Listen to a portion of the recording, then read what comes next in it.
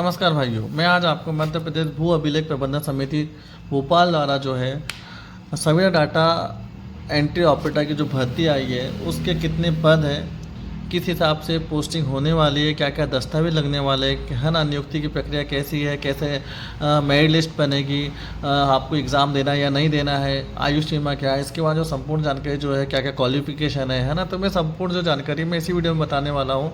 और साथों साथ आप जो है फॉर्म कैसे भरेंगे स्टेप बाय स्टेप घर बैठे, उसके बारे में मैं आपको इसी वीडियो में बताने वाला हूँ। वीडियो अच्छा लगता है तो कृपया एक लाइक और शेयर करना ना भूलें। ठीक है, तो भैया हम लोग सबसे पहले क्या करेंगे, आप जो है एमपी का जो चयन पोर्टल है तो आप गूगल पे सर्च करेंगे चयन एमपी ऑनलाइन, इस पर आप सर्च करोगे तो आपको सर्च करने के पश्चात जो सामने में सबसे पहले जो साइड है हमारे सामने जो साइड है वो ओपन हो जाएगी। ओपन हो जाने के पश्चात हम लोग उस पर क्या करेंगे, क्लिक कर देंगे। क्लिक करने के पश्चात हमारे पास में जो है चयन पोर्टल का जो होम पेज ओपन हो जाएगा। वहाँ पे आपको 4 कॉलम दिख रहे होंगे, जिसमें कि सबसे पहला जो आपको दिख रहा होगा MPLRS, इस पोर्टल पे जो है क्लिक करेंगे आप। ठीक है, इस पर क्लिक करने के पश्चात जो होगा आपके पास में इसका होम पेज खुल जाएगा। जो वहाँ पे तो देखिए आपको स्क्रीन पे दिख रहा होगा application registration form, application form, है ना, पेमेंट फॉर अनपेमेंट। ठीक है, इसके बारे में जो जानकारी जो आपको दिख रही होगी। अब मैं देखिए इसका जो नोटिफिकेशन है मैं उसको खोल लेता हूँ। इस नोटिफिकेशन में क्या क्या लिखा है इसके बारे में मैं आपको बताता हूँ। तो सबसे पहले देखिए ना, इसमें जो पोस्ट है कितनी पोस्ट बता रहा है, इसमें 770 पोस्ट वो लेके आए हुए हैं संविदा डाटा एंट्री ऑपरेटर की। इसकी जो योग्यता है 12th पास होना, प्लस इसमें का CPCT बहुत ही अनिवार्य रूप से मांगा गया है। तो इसके लिए आपको CPCT के साथ साथ आपको क्या है हिंदी में जो है क्वालिफाई होना ज़रूरी है। उसी के आधार पर जो है मेरिट लिस्ट बनेगी। साथ में जो आयु जो एज है वो है 18 से लेकर 40 वर्ष तक की जो एज आयु रखा गया है इसमें। और साथ में ST SC OBC वालों के लिए जो है 5 वर्ष का जो है एज जो लिमिट में जो है छूट दिया गया है। साथों साथ इसमें आपको नीचे में दिखेगा आपको इसमें किस में कितनी पोस्ट रखी गई है। तो UR में जो है आपको दिख रहा होगा 209 पोस्ट UR में रखी हुई है ना। SC में 123 पोस्ट है, ST में 154 पोस्ट है, OBC में 208 पोस्ट है और EWS में 76 पोस्ट है।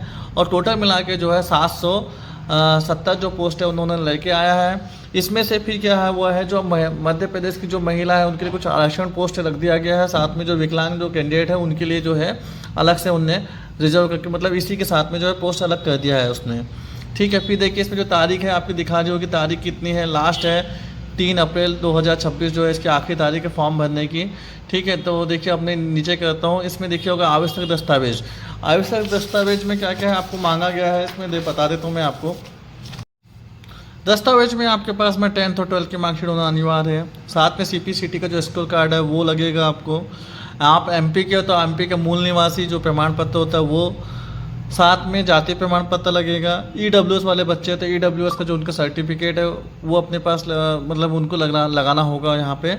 और साथ में जो विकलांग बच्चे हैं उनको विकलांगता का जो अपना प्रमाण पत्र होता है ना, वो उसको सर्टिफिकेट जो है वो भी आपको लगेगा। ठीक है, इसके पश्चात जो है आपको नीचे करेंगे आप इसमें देखिए तो नियुक्ति किस हिसाब से होने वाली है। तो नियुक्ति प्रक्रिया में अपन चले जाते हैं। तो नियुक्ति प्रक्रिया के बारे में मैं आपको बता दूं, इसमें मेरिट किस हिसाब से बनने है। तो मेरिट जो है टोटल मिला के CPCT के स्कोर कार्ड के आधार पर बनने वाली है।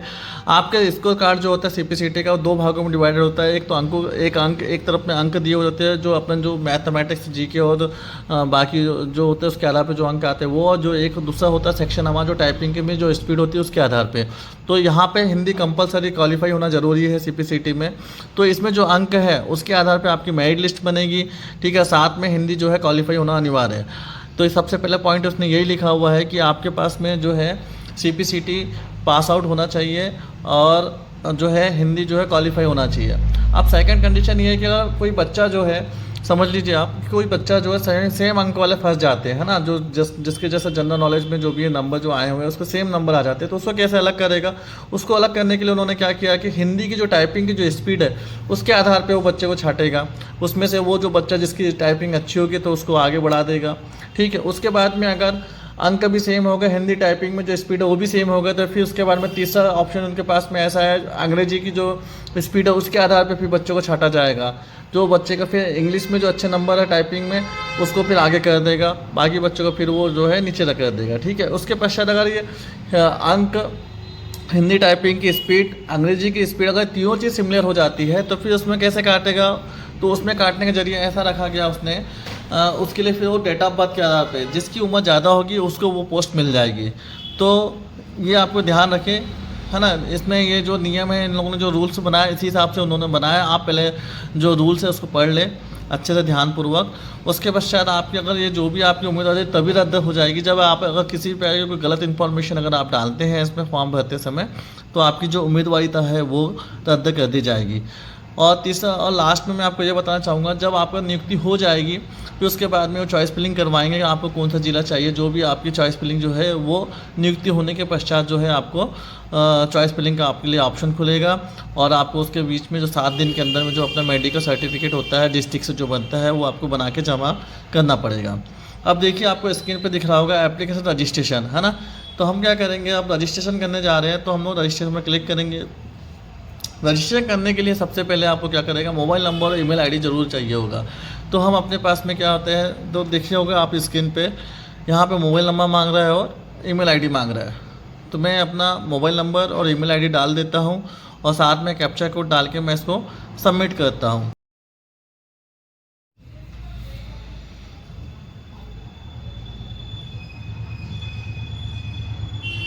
तो देखिए मैंने ईमेल आईडी और जो है मोबाइल नंबर डाल दिया है। मेरे पास में मोबाइल में ओटीपी आया हुआ है, मैं उसको यहाँ पे डाल देता हूँ। डालने के पश्चात मैं इसको ओटीपी सत्यापन पे जो है मैं क्लिक कर दूँगा। तो इसके पश्चात में एक आईडी पासवर्ड जो है मेरे मोबाइल पे जो हो जाएगा, मतलब सेंड हो जाएगा। तो ठीक है, तो मैं देखिए मैं इसको सबमिट कर रहा हूँ ओटीपी सत्यापन पे। ठीक है, पंजीयन करे पे मैं इसके बाद में क्लिक कर दूँगा। ओटीपी मेरा जो वेरीफाई हो चुका है, ये देखिए आपको अब स्क्रीन पे दिख रहा होगा, पंजीयन सफलतापूर्ण हो चुका है। आपका आवेदन क्रमांक और पासवर्ड आपके ना पंजीकृत मोबाइल पे भेज दिया गया। तो देखिए मेरे पास में आ चुका है, मेरे पास में जो है रजिस्ट्रेशन नंबर प्लस पासवर्ड जो है आ चुका है, जिसकी वजह से मैं अब जिसके द्वारा मैं अब क्या है देखिए मैं आपको आगे दिखा रहा हूँ, इसको मैं लॉगिन करूँगा। ठीक है, तो मैं यहाँ पर आवेदन क्रमांक और पासवर्ड डाल के मैं है जो है लॉगिन करूँगा। अब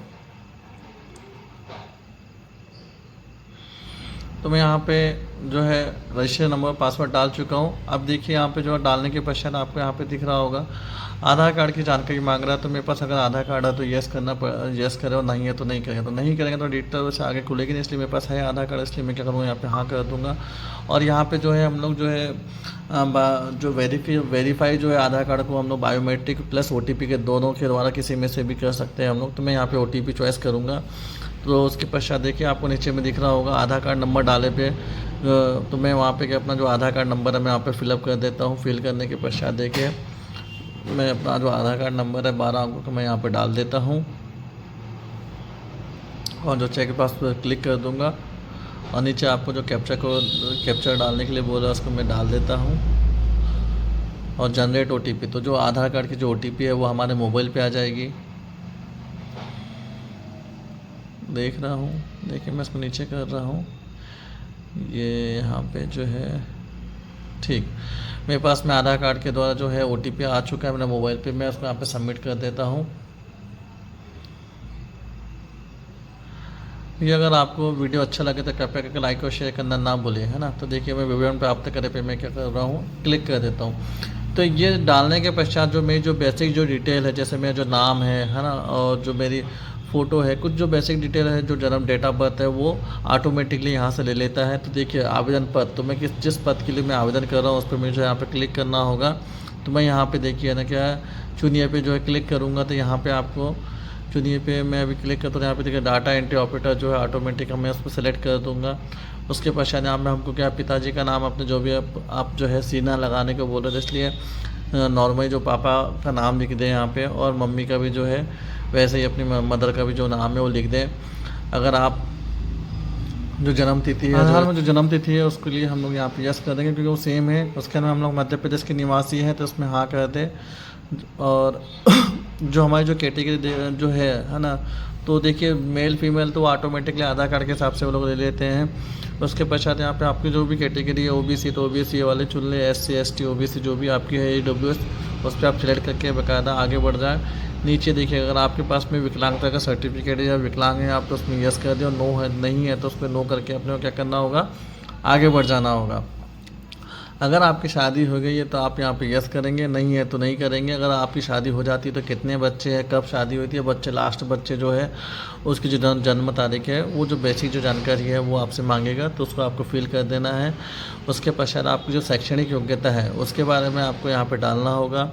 तो देखिए यहाँ पे क्या 10वीं की जो है डिटेल मांग रहा है, 10वीं और 12वीं की जो डिटेल है आपकी, जो भी बोर्ड है आपने जहाँ से उत्तीर्ण किया है जो भी बोर्ड से, उसको आपको डालना है। उत्तीर्ण किया हुआ जो आपका जो वर्ष है उस पर क्लिक करना है, और उसके बाद जो रोल नंबर है आपको वो डाल देना है, और जो आपके जो परसेंट है वो पॉइंट के साथ में डालना है ना इसमें, कि जैसे आपको समझ लीजिए 78 पॉइंट जो भी परसेंट बनता है तो वो सारी जो जानकारी जो उसमें साथों साथ आपको फिल करना है। वैसे ही आप क्या करेंगे, 12th की भी जो मार्कशीट की जो डिटेल है उसी आधार पर आप सेम उसमें डाल देंगे। ठीक है, फिर आपको देखो नीचे में क्या दिख रहा है, CPCT का जो है ना आवेदन क्रमांक नंबर मांग रहा है वहाँ पे। तो जो आपका जो CPCT का जो है एप्लीकेशन जो नंबर है वो आप जैसे ही डालोगे तो, और आप सर्च पे क्लिक करेंगे तो आपकी जो भी बेसिक जो जानकारी पूरी उससे रिलेटिव वो सारी की सारी ऑटोमेटिकली आपकी जो है वो ओपन हो जाएगी। ठीक है, तो मैं देखिए जो बेसिक जो जानकारी मैं यहाँ पर भर देता हूँ, और उसके बाद मैं इसको जो है नीचे ला लेता हूँ। तो देखिए अगर आप वहाँ पे जो CPCT के जो आवेदन क्रमांक जो है अगर आप डालेंगे तो ऑटोमेटिकली आपके कितने अंक आए थे, क्वालिफाई किस किस में थे, वो ऑटोमेटिकली वहाँ से वो ले लेगा। ठीक है, CPCT में न्यूनतम कम से कम आपके पास में जो है 38 अंक से जो अंक है उससे ज़्यादा आपके पास में होना चाहिए, और जो स्पीड है आपकी 20 शब्द है ना उससे ऊपर होना चाहिए। इसी के आधार पे आपकी जो है जो अंक जो है न्यूनतम जो आपके जो क्वालिफाई जो है कंप्यूटर दक्षता जो लिखा हुआ है वही मेन है, उसी के आधार पे आपकी जो है ये मेरिट बनने वाली। तो कृपया करके ध्यान दें, ये फॉर्म भरते समय कोई भी गलती ना करें, है ना। अगर आप ये दोनों में क्वालिफाई होते तभी आपका जो है सिलेक्शन होगा, अन्यथा तो आपको बाहर कर दिया जाएगा। और जो भी आप जो जानकारी जो डाल रहे हैं इस फॉर्म में वो सही सही फिलअप करें, है ना। अपने मन से कुछ भी ना डालें, जो फेक डिटेल तो बिल्कुल ना डालें, नहीं तो क्या होगा कि आपको बाद में समस्या में आ जाएंगे आप। ठीक है, आपका फॉर्म जो रिजेक्ट हो जाएगा, आपका जो सिलेक्शन रुक जाएगा। ठीक है, इसलिए जो फॉर्म भरते समय ध्यान रखें कि आप जो भी जानकारी जो भी आप इस फॉर्म में जो भी डिटेल डाल रहे हैं वो सही सही डालें। ठीक है, कि बाद में आपको किसी प्रकार की जो समस्या ना आए, है ना। अब आपको वहाँ पे नीचे में देखिए आपको दिख रहा होगा स्थायी पता। ठीक है, तो हम क्या कहते हैं स्थायी पता जो है उसमें डाल देंगे जो भी हमारा स्थायी पता है, मकान नंबर, है ना, गांव का नाम, कॉलोनी, तहसील, जो जो राज्य है वो, और ज़िला, ये सब जो है हम लोग डाल के हम लोग क्या है अपना जो स्थायी पता है वो डाल देंगे। और उसके पश्चात जो नीचे में फिर उसके में क्या होगा, वर्तमान पता। तो जो आप जो अभी वर्तमान में जहाँ रहते हैं आप उसके बारे में डाल देगा। दोनों सेम है तो दोनों यहाँ पे एक टिक पर आपको करने का, देखो आपको दिख रहा होगा ऑप्शन, अगर दोनों सेम पते हैं आपके तो वहाँ पे टिक कर देंगे ना, ऑटोमेटिकली वही वाला जो पता है नीचे उठ के आ जाएगा। ठीक है, और इसकी जो नियुक्ति है देखिए मैं आपको फिर से एक बार दोबारा रिवाइज करा देता हूँ कि आप फॉर्म अभी सिर्फ खाली फॉर्म भरेंगे आप, इसमें चयन की जो भी नियुक्ति है उसकी लिस्ट बाद में जारी की जाएगी, और उसके बाद में फिर उसके पश्चात ही आपकी जो है जो चॉइस फिलिंग है उसके बाद में वो ऑप्शन खोलेगा कि आप कौन सा ज़िला लेना चाहते हैं, जो भी है वो बाद की प्रक्रिया है। ठीक है, तो अभी सिर्फ आपको जो है जो भी जानकारी दे रहे हैं आप इस फॉर्म के ज़रिए, तो आपको सही सही इन्फॉर्मेशन आपको डालना है। ठीक है, तो देखिए मैंने यहाँ पे क्या किया है, अपना जो भी डिटेल था वो मैंने डाल दिया है। ठीक, अब यहाँ पे आपको अपने साइन जो है उसको फिल करना है। साइन जो भी आप जो है 10 KB से जो है 100 KB के बीच में आप सेट कर लें अपने मोबाइल में या डेस्कटॉप, आपका जो भी कंप्यूटर से जिससे आप सेट करते हैं आपको इजीली बन जाए, आप उससे उसको सेट करके आप उसको यहाँ पे अपलोड कर देना है। और ये जो फ़ोटो है, जो आपकी जो आधार कार्ड में जो फ़ोटो है वो डायरेक्टली वो उसी से वेरीफाई करता है, इसलिए आपको अलग से फ़ोटो अपलोड करने की आवश्यकता नहीं है। यहाँ पे सिर्फ खाली आपको अपने जो हस्ताक्षर है वही आपको अपलोड करना है। और आपको देखिए एक टिक मार्क दिख रहा होगा आपके नाम के पहले कि मैं सत्यापन करता होगा कि, तो उस पर चेक बॉक्स पर अपने क्लिक करना है, और क्लिक करने के पश्चात आपको जो फॉर्म जो है जमा करे पे क्लिक कर देंगे। तो इसके पश्चात जो है हमारा जो फॉर्म है वो कम्प्लीटली पूर्ण तरीके से जमा हो जाएगा। अगर कोई चीज़ छूट जाती है तो चेक बॉक्स आपको जमा नहीं होगा, वहाँ पे दिखाया क्या चीज़ छोड़ा है आपने। ठीक है, तो हम इस पर क्लिक करके हम लोग जो है आगे बढ़ जाएंगे। आगे बढ़ने के पश्चात हमारे पास में एक जो एप्लीकेशन नंबर तो शुरू से आ चुका है। ठीक है, तो उसी आधार पे हमारा पेमेंट होगा, जो भी हम लोग अभी मैं सिर्फ यहाँ पे जो है फॉर्म जो है जमा कर देता हूँ। ठीक है, जमा करने के पश्चात फिर मैं पेमेंट जो है कैसे करें इसके बारे में मैं आपको अभी आगे बता दे रहा हूँ। देखिए मैं यहाँ पर फॉर्म जो है फिलअप कर दिया है। फिल करने के पश्चात देखिए आपको तीसरा ऑप्शन यहाँ पे दिख रहा होगा पेमेंट फॉर अनपेमेंट, है ना, पेमेंट फॉर अनपेड। ठीक है, तो मैं नीचे वाला तीसरे वाले ऑप्शन पे मैं यहाँ पे क्लिक करूँगा और जो मेरा जो एप्लीकेशन नंबर है, ठीक, उसको यहाँ डालना होगा मुझे, और डेट ऑफ बर्थ। ठीक है, तो मैं यहाँ पे अपना एप्लीकेशन नंबर डाल के और अपनी जो डेट ऑफ बर्थ है वो डाल के मैं जो है अपना जो इस फॉर्म का जो पेमेंट जो भी होगा वो मैं यहाँ पे सबमिट कर दूँगा। ठीक है भाई, अगर आपको ये वीडियो अगर अच्छा लगता है तो कृपया करके लाइक और शेयर करें, तो साथ में सब्सक्राइब करना ना भूलें। Thank you.